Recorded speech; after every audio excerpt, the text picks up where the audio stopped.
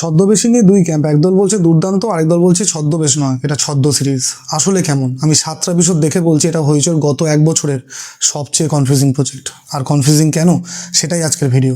আগে ভালোটা বলি, পরমব্রত চট্টোপাধ্যায় এখানে ফেলুদা বা ব্যোমকেশ নন, উনি আদিত্য মজুমদার, একজন শখের ডিটেকটিভ যাকে কেউ সিরিয়াসলি নেয় না, এমনকি বাড়িওয়ালাও মস্করা করে।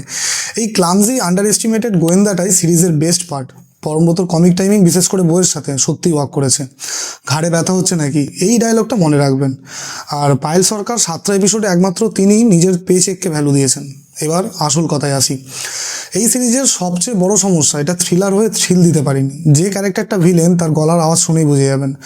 বৃষ্টির রাতে রেনকোট পরা শ্যাডো ফিগার, এগুলো 2026-এ এসে ছেলে খেলা। থ্রিলার বানাতে গেলে ক্লুজ হাইড করতে হয়, এখানে উল্টো সব কিছু এত অবভিয়াস যে সাসপেন্স বলতে কিছুই নেই। আর ক্লাইম্যাক্স বাংলার প্রতিটা ডিটেকটিভ কাজের মতোই, রাউন্ড টেবিল কনফারেন্স, সবাইকে বসিয়ে শেষ এপিসোডে পরমব্রত ন্যারেট করে পুরো ঘটনা বুঝিয়ে দিচ্ছেন।